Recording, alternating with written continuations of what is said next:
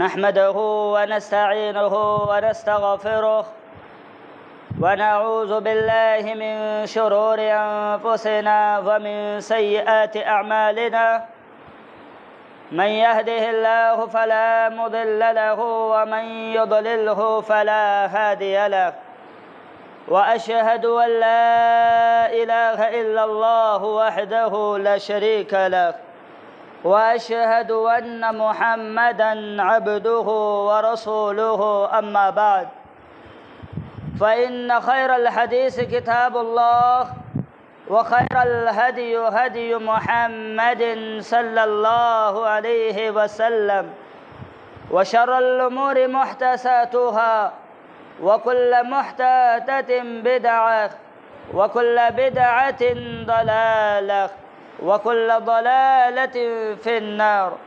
أعوذ بالله من الشيطان الرجيم. بسم الله الرحمن الرحيم. يا أيها الذين آمنوا اتقوا الله وقولوا قولا سديدا يصلح لكم أعمالكم ويغفر لكم ذنوبكم ومن يطع الله ورسوله فقد فاز فوزا عظيما. يا أيها الذين آمنوا اتقوا الله حق تقاته ولا تموتن إلا وأنتم مسلمون.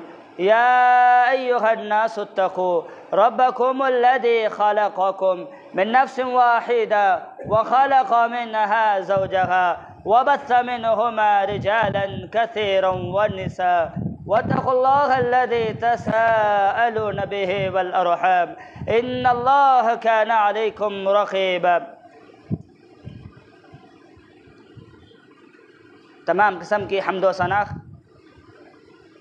عظمت و کبریائی بڑائی تعریف تمہید اس اللہ وحدہ لا شریک کے لیے لائق اور سزاوار ہے جو اکیلا تنہا اس پوری کائنات کا خالق، مالک، رازق، مدبر و پالنہار ہے. بعدہ درود و سلام کا نزول ہو تمام انبیاء کرام علیہم الصلاۃ والسلام پر جنہوں نے اپنی اپنی قوموں تک، اپنی اپنی امتوں تک اللہ کے پیغام کو ویسے ہی پہنچایا جیسے اللہ نے پہنچانے کا حکم دیا تھا. بالخصوص امام الاولین، امام الآخرین، امام القبلتین، امام الحرمین، امامنا فی الدنیا امامنا فی الآخرہ، میرے اور آپ کے دلوں کی بہار حضرت محمد صلی اللہ علیہ وسلم پر. اللہم صلی وسلم علی نبینا محمد. محترم حاضرین جمعہ، آج کے اس خطبہ جمعہ میں میں اس عظیم شخصیت کا تذکرہ کرنا چاہتا ہوں جنہیں نبی صلی اللہ علیہ وسلم نے اللہ رب العالمین سے خصوصی طور پہ دعا میں مانگا تھا. میں اس عظیم شخصیت کا تذکرہ کرنا چاہتا ہوں جنہیں اللہ تبارک و تعالیٰ نے سب سے پہلے اسلام قبول کرنے والوں میں شامل کیا تھا. میں اس عظیم شخصیت کا تذکرہ کرنا چاہتا ہوں جن کے اسلام قبول کرنے سے، جن کے اسلام لانے سے اللہ رب العالمین نے اسلام اور مسلمانوں کو قوت عطا کی.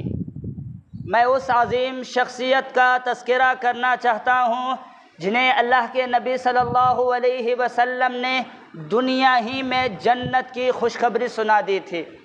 میں اس عظیم شخصیت کا تذکرہ کرنا چاہتا ہوں جن کی زبان اور دل پر اللہ رب العالمین نے حق رکھ دیا تھا. میں اس عظیم شخصیت کا تذکرہ کرنا چاہتا ہوں جو اپنی زبان سے مشورہ دیتے ہیں تو اللہ رب العالمین عرش سے وحی میں ان کی موافقت میں وحی نازل کرتا ہے. میں اس عظیم شخصیت کا تذکرہ کرنا چاہتا ہوں جنہیں تاریخ اسلام میں سب سے پہلے امیر المؤمنین کا لقب دیا گیا. میں اس عظیم شخصیت کا تذکرہ کرنا چاہتا ہوں جن کے دور خلافت میں فارس اور روم جیسی دو بڑی سلطنتیں شکست سے دوچار ہوئی اور اس میں اسلام کا علم بلند ہوا۔ میری مراد دور خلافت راشدہ کے دوسرے خلیفہ امیر المؤمنین عمر بن خطاب رضی اللہ عنہ ہے، جو ابو بکر رضی اللہ عنہ کے بعد امت کے سب سے افضل انسان ہے۔ آئیے ذرا جاننے کی کوشش کرتے ہیں کہ آخر عمر فاروق رضی اللہ عنہ کی کیا فضیلت ہے، آپ کا کیا مقام ہے، آپ کا کیا مرتبہ ہے، آپ کی کیا عظمت ہے۔ ناطق وحی، شافی محشر، صاحب قرآن، ساقی کوثر، جناب محمد الرسول اللہ صلی اللہ علیہ وسلم کے زبانی جاننے کی کوشش کرتے ہیں کہ عمر رضی اللہ عنہ کی کیا فضیلت ہے۔ اللہ کے نبی صلی اللہ علیہ وسلم نے عمر فاروق رضی اللہ عنہ کی فضیلت ذکر کی، آپ کا مقام، آپ کا مرتبہ، آپ کی عظمت کو بتاتے ہوئے کہا، جو روایت میں ذکر کر رہا ہوں ترمذی کی روایت ہے، حدیث نمبر 3686، راوی حدیث حضرت عقبہ بن عامر رضی اللہ عنہ ہے۔ وہ کہتے ہیں کہ اللہ کے نبی صلی اللہ علیہ وسلم نے بیان کیا، لو کان بعدی نبی لکان عمر بن الخطاب۔ اللہ کے نبی صلی اللہ علیہ وسلم نے عمر فاروق رضی اللہ عنہ کی فضیلت بتائی اور کہا کہ اگر میرے بعد نبوت کا سلسلہ جاری رہتا، اگر میرے بعد کوئی نبی ہوتا تو کون ہوتا؟ عمر فاروق رضی اللہ عنہ ہوتے۔ اللہ اکبر۔ آپ اندازہ لگائیے، آپ ذرا سوچئے تو صحیح، اللہ کے نبی صلی اللہ علیہ وسلم نے عمر فاروق رضی اللہ عنہ کی کتنی بڑی فضیلت ذکر کی اور بتایا کہ اگر میرے بعد نبی کا سلسلہ رہتا، نبوت اگر کسی کو ملتی تو وہ کس کو ملتی؟ عمر فاروق رضی اللہ عنہ کو ملتی۔ یہی نہیں میرے بھائیوں، اگر آپ جاننا چاہتے ہیں عمر فاروق رضی اللہ عنہ کی کیا فضیلت ہے، آپ جاننا چاہتے ہیں ان کا کیا مقام، ان کا کیا مرتبہ ہے، ان کی کتنی بڑی عظمت ہے، آپ جاننا چاہتے ہیں، سنیے۔ اللہ کے نبی صلی اللہ علیہ وسلم خود کہتے ہیں کہ مجھے سب سے زیادہ اگر میں کسی کو پسند کرتا ہوں، عمر فاروق رضی اللہ عنہ کو پسند کرتا ہوں۔ یہ کون کہہ رہے ہیں؟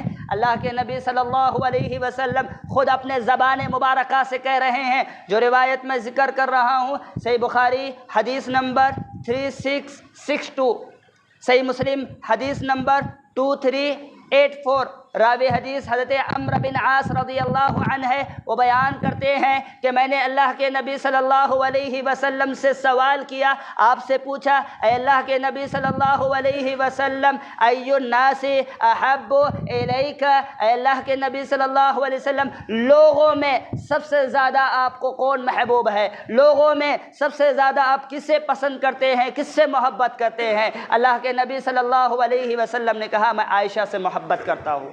حضرت عمرو بن عاص رضی اللہ عنہ نے کہا، اے اللہ کے نبی صلی اللہ علیہ وسلم، میں پوچھنا یہ چاہ رہا ہوں کہ آپ مردوں میں سب سے زیادہ کس سے پسند کرتے ہیں، کس سے محبت کرتے ہیں؟ اللہ کے نبی نے کہا، وَأَبُوهَا، حضرت ابو بکر رضی اللہ عنہ سے کرتا ہوں، ان کے والد یعنی حضرت عائشہ رضی اللہ عنہا کے والد حضرت ابو بکر ہے، میں ان سے محبت کرتا ہوں۔ اللہ کے نبی صلی اللہ علیہ وسلم سے پھر میں نے سوال کیا، پوچھا، اے اللہ کے نبی صلی اللہ علیہ وسلم، ان کے بعد آپ کس سے سب سے زیادہ محبت کرتے ہیں؟ تو اللہ کے نبی صلی اللہ علیہ وسلم نے کہا، وعمر، عمر سے کرتا ہوں۔ اللہ اکبر۔ آپ اندازہ لگائیے، آپ ذرا سوچئے تو صحیح، وہ نبی جس کے اللہ رب العالمین نے اگلے پچھلے تمام خطا معاف کر دیے تھے، وہ نبی جسے اللہ رب العالمین نے تمام انبیاء کرام کا سردار اور تمام انبیاء کرام کا امام بنایا تھا، وہ نبی اپنے زبان مبارکہ سے یہ کہہ رہے ہیں کہ میں اگر سب سے زیادہ کسی کو پسند کرتا ہوں، میں سب سے زیادہ کسی کو چاہتا ہوں تو وہ عمر فاروق رضی اللہ عنہ ہے۔ تو کیا اس سے ان کی فضیلت کا اندازہ نہیں ہوتا ہے؟ کیا اس سے ان کی مقام اور مرتبے کا اندازہ نہیں ہوتا ہے؟ کیا اس سے ان کے عظمت کا اندازہ نہیں ہوتا ہے؟ یقیناً ہوتا ہے میرے بھائیوں۔ آپ ذرا اندازہ لگائیے، خود نبی محترم، نبی مکرم جناب محمد صلی اللہ علیہ وسلم اپنی زبان مبارکہ سے کہہ رہے ہیں کہ میں عمر رضی اللہ عنہ کو سب سے زیادہ چاہتا ہوں۔ تو آپ اندازہ لگائیے، کیا یہ واقعی حقیقی محبت نہیں ہے؟ اس سے ان کی عظمت کا اندازہ نہیں ہوتا ہے؟ یقیناً ہوتا ہے میرے بھائیوں۔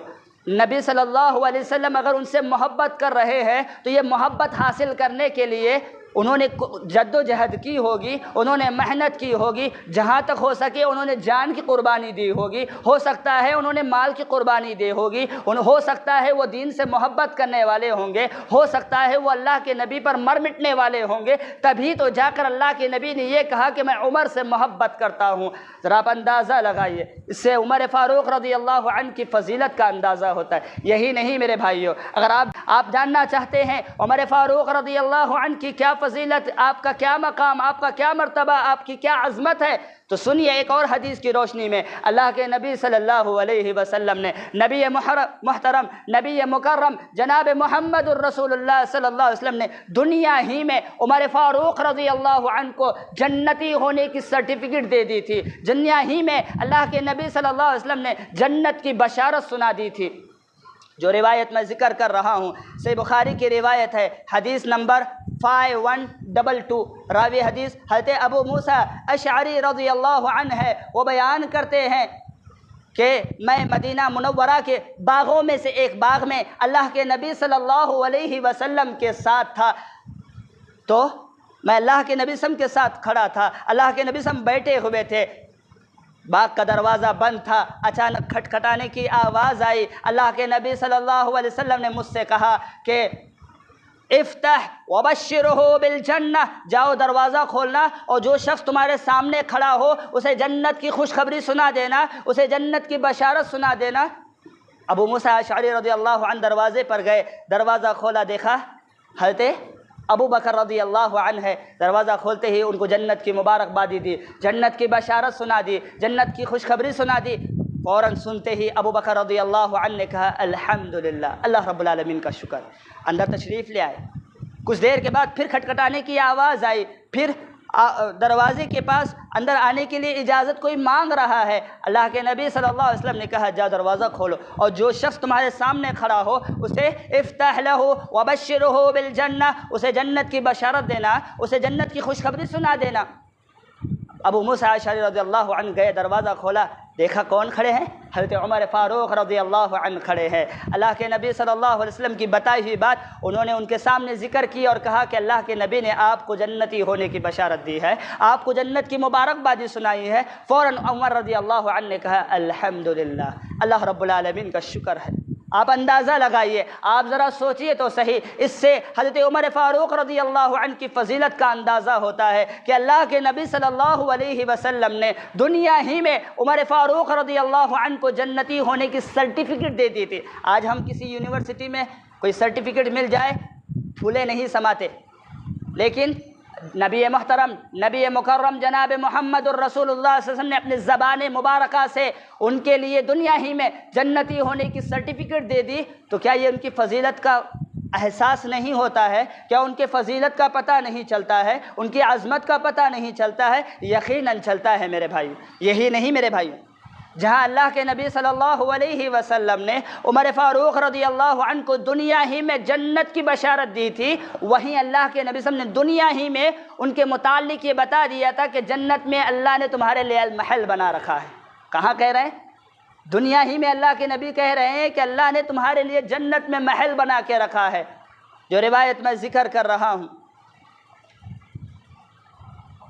صحیح بخاری کی روایت ہے، حدیث نمبر 5226، صحیح مسلم حدیث نمبر 2394، راوی حدیث حضرت ابو ہریرہ رضی اللہ عنہ ہے۔ وہ بیان کرتے ہیں اللہ کے نبی صلی اللہ علیہ وسلم نے بیان کیا کہ میں نے خواب میں دیکھا جنت کے ایک کونے میں ایک محل ہے، اور محل کے ایک کونے میں ایک عورت وضو کر رہی ہے۔ میں نے اس عورت سے سوال کیا، پوچھا کہ یہ کس کا محل ہے، یہ کس کا محل ہے؟ اس عورت نے کہا وہ عمر فاروق رضی اللہ عنہ کا محل ہے۔ یہی نہیں میرے بھائیو، آپ اس پر بس مت کیجئے، ذرا اور آگے کی حدیث سنیے جو روایت میں ذکر کر رہا ہوں۔ صحیح بخاری صحیح مسلم کی روایت ہے، حدیث نمبر صحیح بخاری حدیث نمبر 2368، صحیح مسلم حدیث نمبر 2392۔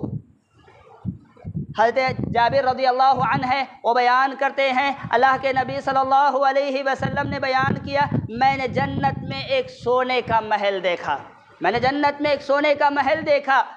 تو میں نے فرشتوں سے سوال کیا کہ یہ محل کس کا ہے؟ انہوں نے کہا یہ عمر فاروق رضی اللہ عنہ کا ہے۔ آپ اندازہ لگائیے کہ ان کی فضیلت کتنی بلند ہوگی، ان کا مقام کتنا بلند ہوگا، ان کی عظمت کتنی بڑی ہوگی کہ اللہ کے نبی نے، یوں تو بہت اور بھی 9 صحابہ کرام ہیں جن کو اللہ کے نبی نے دنیا ہی میں جنت کی بشارت دی تھی، لیکن کسی کو یہ بشارت نہیں دی کہ میں نے تمہارے لیے جنت میں محل دیکھا ہے، میں نے تمہارے لیے جنت میں سونے کا محل دیکھا ہے، کسی کے لیے نہیں کہا۔ لیکن کہا تو حضرت عمر فاروق رضی اللہ عنہ کے بارے میں کہا کہ میں نے تمہارے لیے محل دیکھا ہے، اور محل بھی کیسا ہے؟ سونے کا ہے۔ ذرا آپ اندازہ لگائیے کتنی بڑی عظمت ہے ان کی۔ یہی نہیں میرے بھائیوں، اگر آپ جاننا چاہتے ہیں عمر فاروق رضی اللہ عنہ کی کیا فضیلت ہے، ایک چھوٹی بات ذکر کر کے میں اپنے اصل بات کی طرف آؤں گا۔ عمر فاروق رضی اللہ عنہ وہ شخصیت ہے جس سے شیطان بھی ڈر کر بھاگ جاتا ہے۔ آپ اندازہ لگائیے، عمر فاروق رضی اللہ عنہ کا رعب وہ ہے، عمر فاروق رضی اللہ عنہ کا دبدبہ وہ ہے، حضرت عمر فاروق رضی اللہ عنہ کی شخصیت وہ ہے کہ شیطان بھی آپ کو دیکھ کر بھاگ جاتا ہے۔ شیطان جس راستے سے عمر رضی اللہ عنہ کو آتے دیکھ لے، اپنا راستہ تبدیل کر کے دوسرے راستے سے بھاگ جاتا ہے۔ یہ میں نہیں کہہ رہا ہوں، جو روایت میں ذکر کر رہا ہوں صحیح بخاری کی روایت ہے۔ سعد بن ابی وقاص رضی اللہ عنہ بیان کرتے ہیں کہ قریش کی چند خواتین اللہ کے نبی صلی اللہ علیہ وسلم کے پاس بیٹھی ہوئی تھی، آپ سے کچھ گفتگو کر رہی تھی، آپ سے کچھ بات چیت کر رہی تھی۔ کھٹکھٹانے کی آواز آئی، اندر آنے کے لیے کوئی اجازت مانگ رہا تھا۔ عمر رضی اللہ عنہ اندر آنے کے لیے اجازت مانگ رہے تھے۔ جیسے ہی عورتوں نے دیکھا کہ حضرت عمر فاروق رضی اللہ عنہ اندر آنے کے لیے اجازت مانگ رہے ہیں، سب لوگ کھڑی ہو گئی اور پردہ کرنے لگی۔ اللہ کے نبی صلی اللہ علیہ وسلم مسکرانے لگے۔ حضرت عمر رضی اللہ عنہ اندر آئے، اللہ کے نبی نے مسکرایا۔ اللہ کے نبی صلی اللہ علیہ وسلم کو یوں مسکراتے دیکھ حضرت عمر رضی اللہ عنہ نے کہا، یا رسول اللہ اضحک اللہ علیہ سنک، اللہ رب العالمین آپ کو ہمیشہ مسکراتا رکھے، آپ کو اللہ رب العالمین ہمیشہ مسکراتا رکھے۔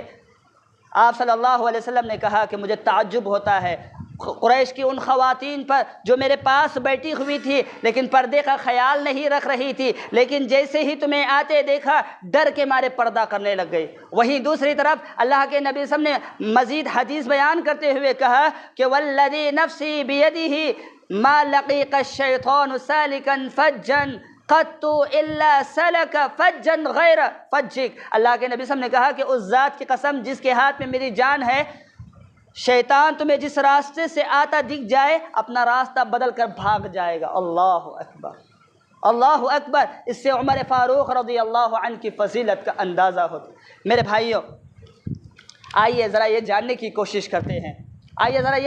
کوشش کرتے ہیں کہ عمر فاروق رضی اللہ عنہ کی سیرت سے، آپ کی زندگی سے مجھے اور آپ کو کیا سبق ملتا ہے۔ پہلا سبق جو آپ کو میں ذکر کرنے جا رہا ہوں، بتانے جا رہا ہوں کہ عمر فاروق رضی اللہ عنہ کی زندگی سے، سیرت سے جو پہلا سبق مجھے اور آپ کو ملتا ہے وہ یہ ملتا ہے کہ ہمیں نبی صلی اللہ علیہ وسلم سے محبت کرنا چاہیے۔ اپنی جان سے بڑھ کر، اپنے مال سے بڑھ کر، اپنے خاندان والوں سے بڑھ کر، اپنی اولاد سے بڑھ کر، دنیا کی ہر چیز سے بڑھ کر ہمیں نبی سے محبت کرنے والا ہونا چاہیے۔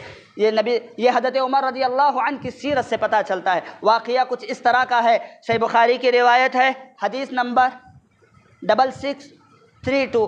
حضرت عبداللہ بن ہشام رضی اللہ عنہ بیان کرتے ہیں، ہم نبی صلی اللہ علیہ وسلم کے ساتھ بیٹھے ہوئے تھے۔ عمر رضی اللہ عنہ کا ہاتھ اللہ کے نبی نے اپنے ہاتھ میں پکڑا اور فرمایا کہ عمر رضی اللہ عنہ کا ہاتھ اپنے ہاتھ میں پکڑے ہوئے تھے، تو عمر رضی اللہ عنہ نے اللہ کے نبی صلی اللہ علیہ وسلم سے کہا، یا رسول اللہ لأنت احب الی من کل شیء الا من نفسی، میں دنیا کی ہر چیز سے بڑھ کر آپ سے محبت کرتا ہوں لیکن میری جان سے بڑھ کر نہیں۔ جیسے ہی اللہ کے نبی نے یہ جملہ سنا، یہ کلمہ سنا، فوراً ان سے کہا کہ لا یؤمن احدکم حتی اکون احب الیہ من والدہ وولدہ والناس اجمعین، تم اس وقت تک مومن نہیں ہو سکتے جب تک کہ میں تمہارے درمیان تمہارے ماں باپ سے بڑھ کر، تمہاری اولاد سے بڑھ کر، تمہارے مال سے بڑھ کر، حتیٰ کہ دنیا کی ہر چیز سے بڑھ کر محبوب نہ ہو جاؤں۔ جیسے ہی اللہ کے نبی کے یہ فرمان سنے، جیسے ہی اللہ کے نبی کے زبان سے یہ کلمہ سنا فوراً حضرت عمر رضی اللہ عنہ نے اللہ کے نبی صلی اللہ علیہ وسلم سے کہا فَإِنَّهُ الْآنَ وَاللَّهِ لَأَنْتَ أَحَبُّ إِلَيَّ مِن نَفْسِي، اے اللہ رب العالمین کی قسم آپ مجھے میری جان سے بھی بڑھ کر محبوب ہیں۔ آپ اندازہ لگائیے، آپ اندازہ لگائیے، ذرا غور تو کیجئے۔ عمر فاروق رضی اللہ عنہ اللہ کے نبی صلی اللہ علیہ وسلم سے اپنی جان سے بڑھ کر محبت کرتے تھے، اپنے آپ سے بڑھ کر محبت کرتے تھے، حتیٰ کہ دنیا کی ہر چیز سے بڑھتے تھے،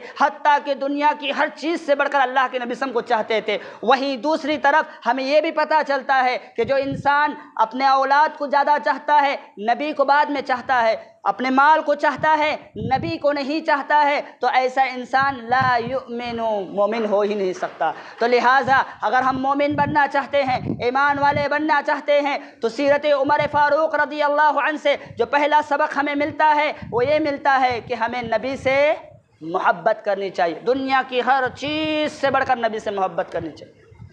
سیرت عمر فاروق رضی اللہ عنہ سے جو دوسرا سبق مجھے اور آپ کو ملتا ہے وہ یہ ہے کہ قرآن مجید پر سختی سے عمل کرنا چاہیے، قرآن مجید کے احکامات پر فوراً عمل کرنا چاہیے۔ قرآن مجید کا کوئی حکم ہمارے سامنے آ جائے، کوئی آیت ہمارے سامنے آ جائے جس میں اللہ نے کسی کام کا حکم دیا ہے، کسی کام سے منع کیا ہے، فوراً عمل کرنا چاہیے۔ کیوں؟ سیرت عمر فاروق رضی اللہ عنہ سے دوسرا سبق ہمیں یہی ملتا ہے کہ عمر فاروق رضی اللہ عنہ قرآن مجید پر فوراً عمل کرنے والے تھے۔ واقعہ سنیے، سورہ اعراف کے اندر اللہ رب العالمین نے یہ بات ذکر کی۔ عبداللہ بن ہشام رضی اللہ عنہ بیان کرتے ہیں کہ حر بن قیس رضی اللہ عنہ حضرت عمر فاروق رضی اللہ عنہ کے پاس آئے اور کہا کہ عیینہ آپ سے ملاقات کرنا چاہتے ہیں، آپ سے ملنا چاہتے ہیں۔ عمر رضی اللہ عنہ نے کہا کہ عیینہ کو اپنے میرے پاس بلاؤ۔ عیینہ آپ کے پاس آئے، آپ کے پاس آتے ہی آپ رضی اللہ عنہ سے، عمر رضی اللہ عنہ سے کہنے لگے کہ آپ ہمیں زیادہ مال نہیں دیتے ہیں، ہمیں زیادہ دولت نہیں دیتے ہیں، آپ ہمارے درمیان عدل و انصاف نہیں کرتے ہیں، آپ ہمارے درمیان صحیح سے انصاف نہیں کرتے ہیں۔ جیسے ہی حضرت عمر رضی اللہ عنہ نے یہ کلمات سنے، یہ جملے سنے، فوراً غصہ آیا، حتیٰ کہ قریب تھا کہ اسے کوئی سزا دے دیتے۔ فوراً حر بن قیس رضی اللہ عنہ نے کہا کہ اللہ رب العالمین نے اپنے نبی کو حکم دیا ہے، اللہ رب العالمین نے قرآن مجید کے اندر اپنے نبی کو تعلیم دی ہے۔ کیا تعلیم دی ہے؟ خذ العفو وأمر بالعرف وأعرض عن الجاہلین، کہ معاف کر دو، بھلائی کا حکم دو اور جاہلوں سے دور رہو۔ اور حر بن قیس رضی اللہ عنہ مزید کہتے ہیں کہ یہ جو عیینہ ہے جو آپ کے بارے میں یہ کہہ رہا ہے کہ آپ عدل و انصاف نہیں کرتے ہیں، آپ زیادہ مال نہیں دیتے ہیں، یہ جاہلوں میں سے ایک جاہل ہے، لہٰذا آپ دوری اختیار کیجئے۔ خود عبداللہ بن عباس رضی اللہ عنہ کہتے ہیں کہ جیسے ہی عمر فاروق رضی اللہ عنہ نے یہ آیت کریمہ سنی، ان کا غصہ ٹھنڈا ہو گیا، ان کا غصہ شانت ہو گیا۔ آپ اندازہ لگائیے، جو انسان اتنا غصے میں تھا، جو شخص اتنا غصے میں تھا، قریب تھا کہ کوئی سزا دے دیتا، لیکن جیسے ہی آیت کریمہ کو سنا، جیسے ہی اللہ کے کلام کو سنا، جیسے اللہ کے فرمان کو سنا، فوراً غصہ شانت ہو گیا۔ قرآن مجید کی تعلیم پر عمل کرتے ہوئے کیا کہا؟ وَأَعْرِضْ عَنِ الْجَاهِلِينَ، میں جاہلوں سے دور ہو جاتا ہوں۔ اللہ اکبر۔ تو سیرت عمر فاروق رضی اللہ عنہ سے دوسرا سبق ہمیں یہ ملتا ہے کہ قرآن مجید کی تعلیمات کوئی ہمارے سامنے آ جائے فوراً عمل کرنا چاہیے۔ لیکن آج جس سماج میں اور آپ رہتے ہیں، مثالیں بہت ساری ہیں، ایک مثال آپ لوگوں کے سامنے دیتا ہوں۔ ہمارے سامنے اگر قرآن مجید کا کوئی حکم آ جائے، ہم عمل نہیں کرتے میرے بھائی۔ ایک چھوٹی سی اگزامپل، قرآن مجید نے ہمیں یہ تعلیم دی وَأَمَّا السَّائِلَ فَلَا تَنْهَرْ، کہ بھیک مانگنے والوں کو، سائلوں کو دھتکارو مت، ڈانٹو مت۔ آج ہم کیا کرتے ہیں؟ ارے اتنا ہٹا کٹا ہے اور بھیک مانگ رہا، کیا اس کی کیا مجبوری ہے ہم نہیں جانتے، اس کی کیا پریشانی ہے ہم نہیں جانتے۔ ہمارا فوراً پہلا جملہ یہی ہوتا ہے کہ ہم ڈانٹنا شروع کر دیتے ہیں، طنز کرنا شروع کر دیتے ہیں، تانے مارنا شروع کر دیتے ہیں۔ وہ آپ سے کچھ مانگ رہا تھا، آپ اگر دے سکتے ہیں تو دے دیجئے ورنہ خاموشی اختیار کر دیجئے۔ قرآن نے ہمیں یہ تعلیم دی کہ سائلوں کو، مانگنے والوں کو ڈانٹو نہیں، مانگنے والوں کو دھتکارو نہیں، مانگنے والوں کو تانا مت دو۔ لیکن ہم تانا دے رہے ہیں، قرآن مجید کی تعلیمات پر ہم عمل کر رہے ہیں؟ نہیں کر رہے۔ تو لہٰذا سیرت عمر فاروق رضی اللہ عنہ سے جو دوسرا سبق ہمیں ملتا ہے وہ یہی ملتا ہے کہ ہمیں قرآن مجید کی تعلیمات پر فوراً عمل کرنا چاہیے۔ اسی طرح سیرت عمر فاروق رضی اللہ عنہ سے جو تیسرا سبق مجھے اور آپ کو ملتا ہے وہ ہے نبی صلی اللہ علیہ وسلم کی اطاعت کا درس، آپ کی فرما برداری کا درس۔ آپ کو اندازہ ہونا چاہیے کہ نبی صلی اللہ علیہ وسلم سے عمر فاروق رضی اللہ عنہ بے انتہا محبت کرتے ہیں۔ یہی وجہ ہے انسان جس سے محبت کرتا ہے اس کی ہر بات کو مانتا ہے۔ آپ جاننا چاہتے ہیں عمر فاروق رضی اللہ عنہ نبی صلی اللہ علیہ وسلم کی کس قدر اطاعت کرنے والے تھے؟ واقعہ سنیے، صحیح بخاری کی روایت ہے، حدیث نمبر 6647، صحیح مسلم حدیث نمبر 1646، راوی حدیث حضرت عمر بن خطاب رضی اللہ عنہ ہے۔ وہ بیان کرتے ہیں کہ اللہ کے نبی صلی اللہ علیہ وسلم نے بیان کیا، کیا فرمایا کہ فواللہ ما خلفت، اللہ کے نبی نے کہا ان اللہ عز وجل ینہاکم ان تحلفوا بآبائکم، کہ اللہ رب العالمین نے مجھے حکم دیا ہے، اللہ عز وجل نے مجھے حکم دیا ہے کہ تم اپنے باپ داداؤں کی قسم مت کھاؤ۔ حضرت عمر فاروق رضی اللہ عنہ اپنی اطاعت کے بارے میں ذکر کرتے ہیں کہ میں نبی کی کتنی اطاعت، کتنی فرما برداری، آپ کے حکم پر کتنا عمل کرنے والا تھا۔ وہ اپنا واقعہ ذکر کرتے اور کہتے ہیں فواللہ ما خلفت بہذا منذ سمعت رسول اللہ صلی اللہ علیہ وسلم بہا عن ذاکرا، وہ کہتے ہیں کہ جب سے میں نے اللہ کے نبی سے یہ جملہ سنا، آپ کا میں نے یہ فرمان سنا کہ اپنے باپ داداؤں کی قسم نہیں کھانا چاہیے، میں نے آج تک اس کے بعد سے لے کر آج تک کبھی قسم نہیں کھائی۔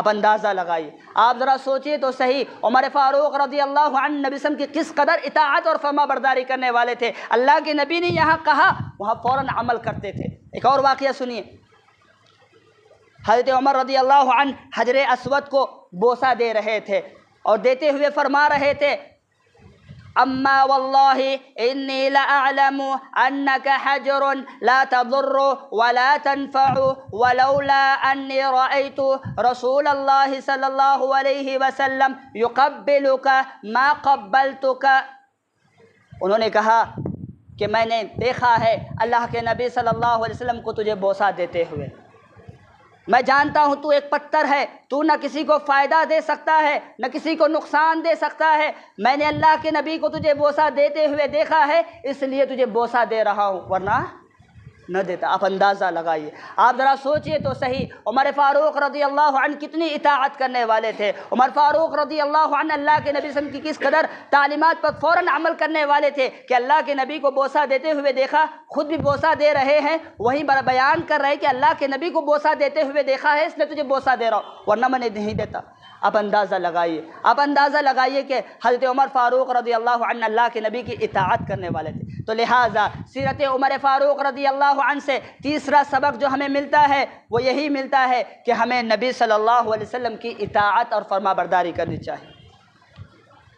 سیرت عمر فاروق رضی اللہ عنہ سے جو چوتھا سبق ملتا ہے مجھے اور آپ کو وہ ہے عدل و انصاف کا۔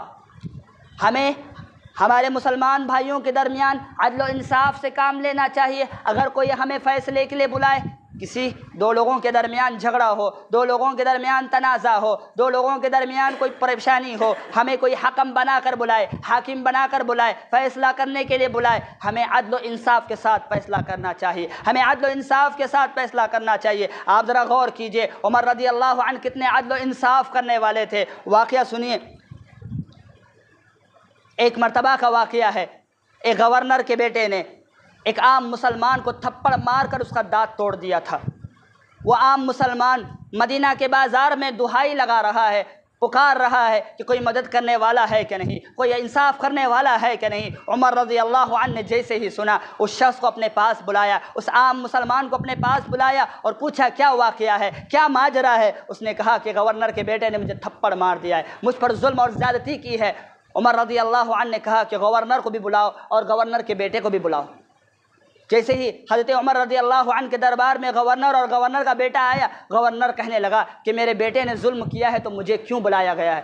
عمر رضی اللہ عنہ نے کہا کہ تمہارے بیٹے کو جو آج ہمت ہوئی ہے اس وجہ سے ہوئی ہے کہ میرا باپ گورنر ہے، تمہارے سامنے ہی قصاص لیا جائے گا، تمہارے سامنے ہی فیصلہ کیا جائے گا۔ عمر رضی اللہ عنہ نے اس عام مسلمان سے کہا کہ تم گورنر کے بیٹے کو ویسے ہی تھپڑ مارنا جیسے اس نے تمہیں مارا تھا۔ اللہ اکبر، اللہ اکبر۔ آپ اندازہ لگائیے، آپ ذرا سوچئے تو صحیح عمر رضی اللہ عنہ کتنے عدل پسند تھے، عمر رضی اللہ عنہ کتنے انصاف پسند تھے کہ فیصلہ اپنے سامنے کر رہے ہیں، یہ نہیں دیکھ رہے ہیں کہ یہ گورنر کا بیٹا ہے، یہ نہیں دیکھ رہے ہیں کہ یہ غریب ہے، بلکہ وہ جانتے تھے کہ مسلمان آپس میں بھائی ہے، کوئی مقام اور مرتبے میں فضیلت نہیں رکھتا ہے سوائے وہ جو اللہ سے ڈرنے والا ہو۔ یہی وجہ تھی کہ وہ عدل و انصاف کیا کرتے تھے، اسلام عدل پسند تھے، انصاف پسند تھے۔ لہٰذا سیرت عمر فاروق رضی اللہ عنہ سے جو چوتھا سبق مجھے اور آپ کو ملا وہ یہی ملا کہ ہمیں عدل و انصاف کرنا چاہیے۔ ہمیں کسی معاملے میں بلایا جائے انصاف سے کام لینا چاہیے۔ ہم کیا کرتے ہیں، ہماری سائڈ والا ناراض ہو جائے گا، رشتہ داری کٹ جائے گی،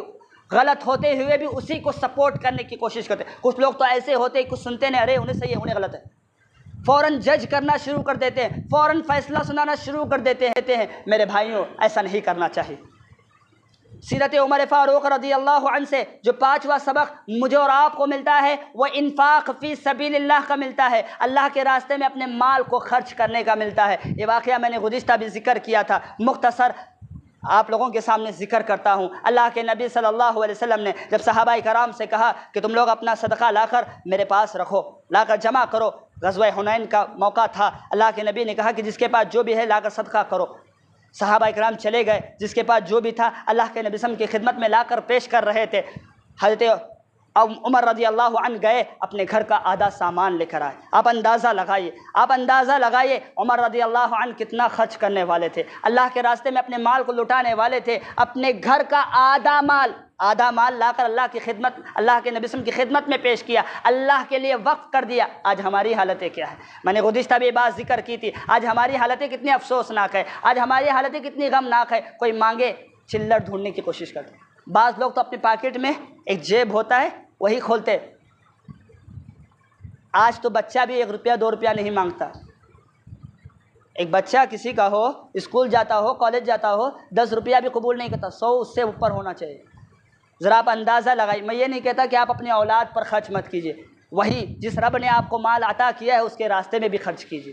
لہٰذا سیرت عمر فاروق رضی اللہ عنہ سے جو پانچواں سبق مجھے اور آپ کو ملتا ہے وہ یہی ملتا ہے کہ اللہ کے راستے میں اپنے مال کو خرچ کرنا چاہیے۔ جس رب نے مجھے اور آپ کو مال سے نوازا، جس رب نے مجھے اور آپ کو اتنی ساری نعمتیں دی ہے، اس نعمت کا شکر ادا کرنے کے لیے آپ اللہ کے راستے میں خرچ کیجیے۔ آخر میں اللہ رب العالمین سے دعا ہے، رب العالمین مجھے اور آپ کو سیرت عمر فاروق رضی اللہ عنہ کو سمجھنے، اسی کے مطابق زندگی گزارنے کے اللہ مجھے بھی توفیق دے اور آپ لوگوں کو بھی توفیق دے، آمین۔ وآخر دعواہم ان الحمد للہ رب العالمین۔